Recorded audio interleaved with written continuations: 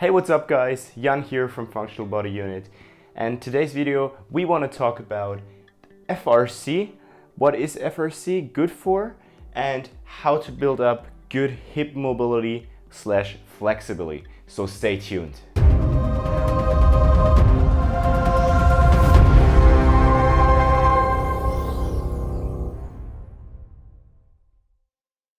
So first, I want to talk about the FRC system. The FRC system is short for Functional Range Conditioning, and it's all about movement capacities, joint health, longevity and health, and increasing ranges of motion, flexibility and mobility, and getting stronger in that ranges. So the FRC is not only training, but it's also for rehab, so also manual therapy. So this is an FR, functional range system. In this FRC, whole system is created by Dr. Andrea Spina, which we will tag up here or down in the subscription. So we'll really check the system out. We are working with this system and a lot of other high quality trainers, and it's so great to follow along, and just can't highly recommend it to you enough. So today's topic is how to build up hip mobility. A lot of people feel tight in their hips, and a lot of people don't have much range of motion in their hips. So what is the best way to increase hip mobility? When we look at the hip, let's say you have an hip injury, and what's the first thing we want to look at? Our hip. What's the first thing we want to rehab in our hip? It's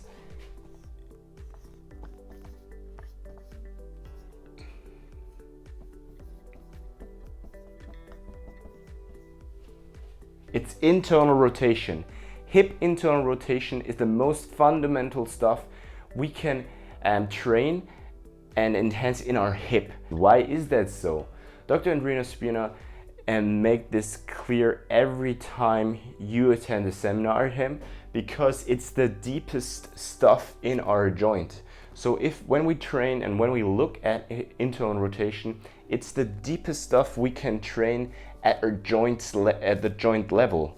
Okay, so it's the best way. If you have tight hips, or let's say tight shoulders, start with internal rotation first. It's the most fundamental stuff. And the good thing, if we look at the hip, so let's say this is the capsule and this is the bone. Yeah, and let's say we are restricted here. As we train in the deepest stuff, so internal rotation, we can create a bigger capsule because we are training at the capsule level. So the nice thing about training hip internal rotation, if you feel tight, we can increase the capsule again. We can make the capsule bigger, the space bigger. So instead of having a tight, close capsule, we can create more space in between the capsule, so all other movements gets better just without even training them. That's such a great feature of training hip internal rotation. That's why we want to talk about hip internal rotation today.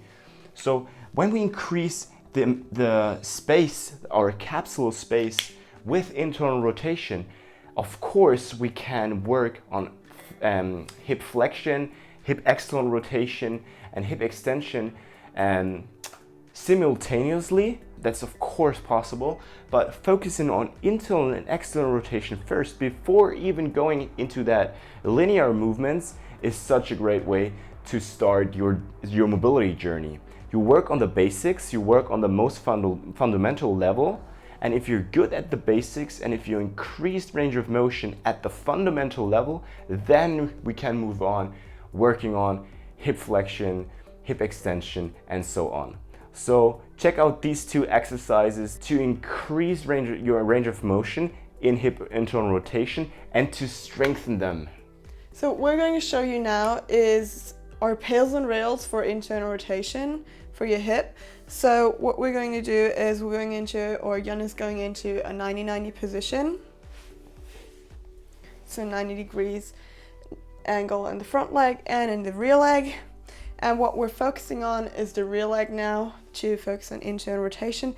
If you have trouble sitting in a 90-90 position comfortably, then you can elevate yourself, especially when you have knee pain.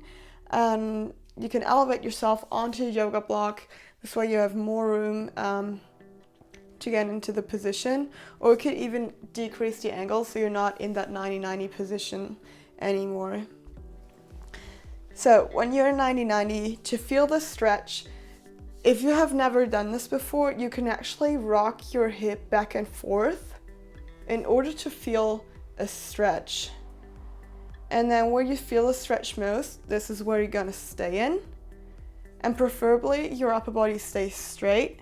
And then when you feel the stretch, you're gonna sink into that stretch, and this is where you're gonna hold it for about 2 minutes. And then after 2 minutes, you're just gonna let them 2 minutes pass by with the stretch. And then after that, we're going for a Pails contraction. So Jan's slowly gonna ramp up. He's gonna irradiate his body, building tension throughout the body. And he's slowly starting to push the leg or his foot into the ground. So what he's basically trying to do is, if the floor wasn't there, he was basically trying to get the foot swiping through out of internal rotation. So that's basically what he's trying to do. So he's pushing the foot into the ground for about 15 seconds with his safest maximum effort of contraction. After 15 seconds of Pail, you start the rails contraction immediately, and now you actually try to get deeper into internal rotation. So you basically try to lift the foot off, but you're at your end range of motion, so you block yourself so much that in this position, you're not able to lift off, but you're engaging all of this tissue here, and you feel it right there in your hip that you are trying to lift off. And then you do that for 10 to 15 seconds. And if you feel like you can go for another round, then you go for another round of Pails and rails. So you repeat the stretch for about a minute or two, and then you repeat the Pails and rails. So once you get better, once you want to progress, you can actually try and increase the stretch by keeping your leg where it is, but turning your upper body towards your, in the opposite direction of the stretch. So actually going into the stretch with your upper body. And this is where you feel more happening in your hip. So Leslie talked about the Pails and rails for hip internal rotation to gain more passive and active range of motion. Yes? So now that you increased your range of motion through the Pails and rails, we want to strengthen our new acquired range of motion. Okay? So how are we going to do that? This exercise is called passive range hold for internal rotation, and we find ourselves again in a 90-90 position. And again, if you have knee pain or you feel uncomfortable sitting in 90-90, you can decrease the angle in your knee or sit on a yoga block or elevate yourself.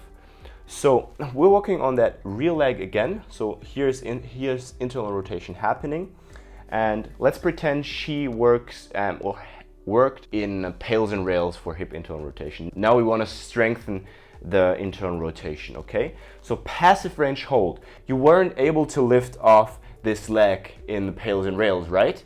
So that's your passive end range, and we want to find ourselves in this passive end range, okay?